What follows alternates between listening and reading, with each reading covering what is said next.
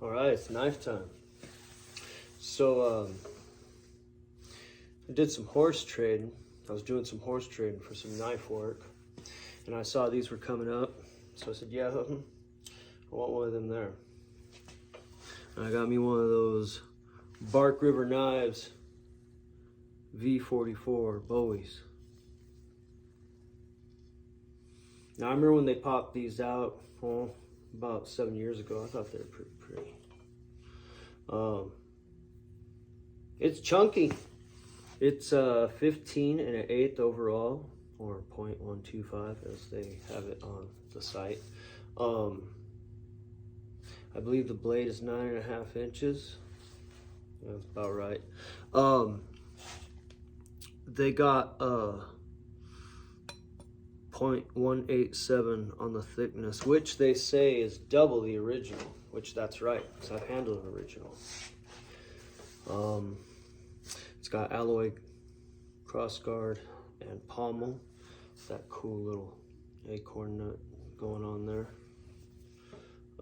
A2 steel on these, at least all the ones I've seen. And I'm rocking the natural micarta. I love the way the natural micarta, it takes on a really great patina, I guess you would call it, from your oily hands and your boiling your hot dogs, all the things, you know what I'm saying? So, yeah, this is a beastly blade. River, you know, I have 3 in my collection, including this one currently, and they're ones that are gonna stay. This one's gonna stay, and since I earned this with my own 2 hands just by doing some work, knife work, I'm gonna keep this, and I'm gonna use the hell out of this. I decided I may as well. These are going for 300 and up. The black micarta starts at $299, and they go up. I think this was about $310. And the highest price one I saw was $585 or whatever, $595, and that's because it was mammoth, cross-cut mammoth. Oh wow, so beautiful. Yeah. I love that, but I would have dropped it on my. I have stone and concrete floors throughout my house, and I would have dropped that. Playing mumbledy-play with myself. Watch Apocalypse Now. Bridge too far. And I would have broke it. Or I would have dropped it in the wilderness, because this is gonna be a wilderness. This knife makes me want to put a stake on a paracord around my neck and go hiking in bear country, little bear country. No, I'm kidding, but still, yeah, this is a very hell yeah knife. You know what I'm saying? Very cool. You know, the history of the V-44 has kind of been racinated. I've looked out there and you know, I was reading years back, and I always called this is, and everybody that I know of, and the internet, and everybody, this is the Marine Raider knife, the Marine Raider Bowie. I have the Ontario Spec Plus Bowie that they call the Raider Bowie. I have the case version of it that has the more traditional little cavalry type pommel on the end there that hoops, you know. And anytime there's any iteration of this knife, unless it's the cold steel Old West Bowie, because it's very similar to that and this, they always refer to it as the Raider Bowie.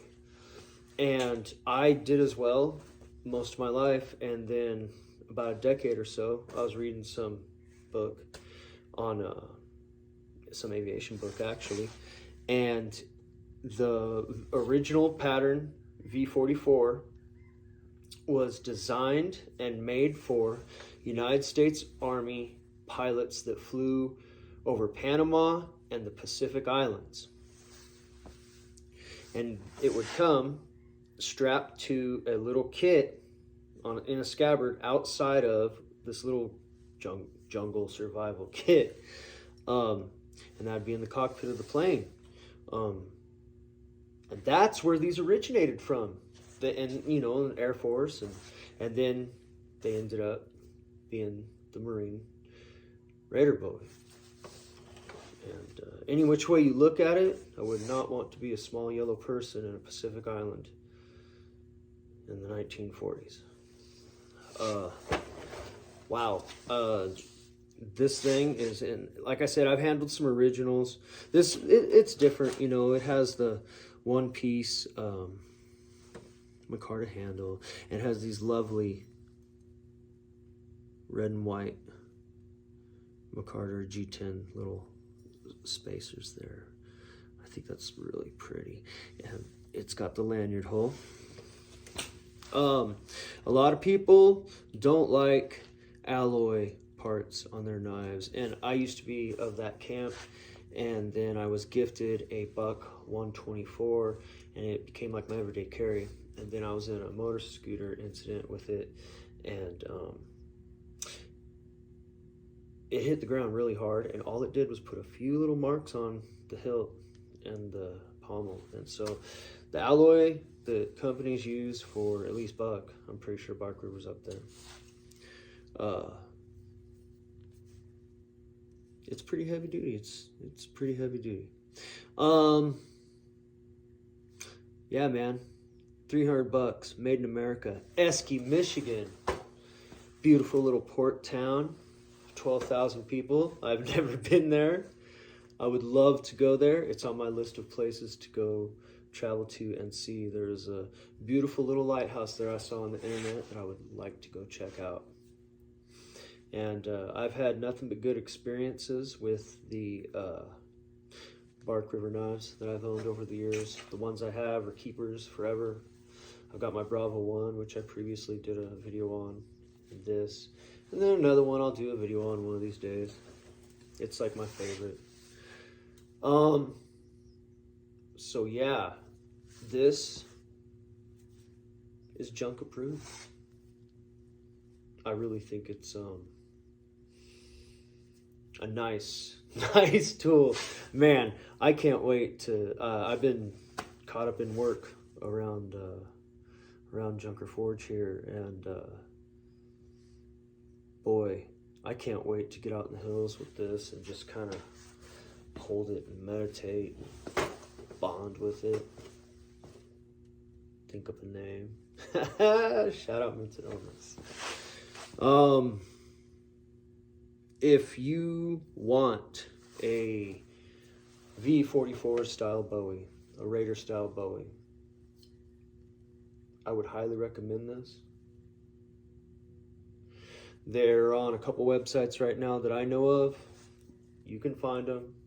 Google works, whatever web search works, at least in the United States. Yeah. Do I think it's worth the 300 and up bucks? Fucking A. The bottom line is this. There's Chinese-made slip joints that have ugly ass pivots on them that are 300 and up, 350, and they're this much metal. And they're like day glow carbon fiber and such, and that's cool, man. To each their own, but this is made in America by good old-fashioned Michigan Americans. And you know what, man? I have a pile of China-made knives, Taiwan-made knives, Spain-made knives, you name it. If there's a knife made someplace and I've come across it in life, I probably got one. That don't really bother me. I'm just saying, man, like, yeah. Do some figuring, look and see what's worth what, you know what I mean? This is a good chunk of steel. I like A2, you gotta maintain it. You know, it will get some marks and coloring on it and such, which is cool. Every knife tells a story. You know what I'm saying? Each one, you know? I got story knives that I'm gonna do videos on one of these days. They're just, in fact, I might just, that's pretty much all this is anyways, me telling stories about knives. But I have particular knives that have particular little tales that go along with them. You know, and they got little marks here and there. And it's like, when I see that, it's like, man, that wasn't that cool today. Today is much better than that day. But no, this thing, it's really nimble in hand. It really is. I think that's due to the probably little tapered down tang in there. It is a full tang. I mean, well, you know, I don't know if I'd call it full. I ain't taking it apart. No reason to. I'm sure it'll do its job. I like it when people take the time these days and make a metal cross guard. That's extra points, you guys. I mean, this type of knife kind of requires it, but, you know, this is a knife. This is a knife. Cheesy. Cheesy, big old badass Bowie. And you know what, man?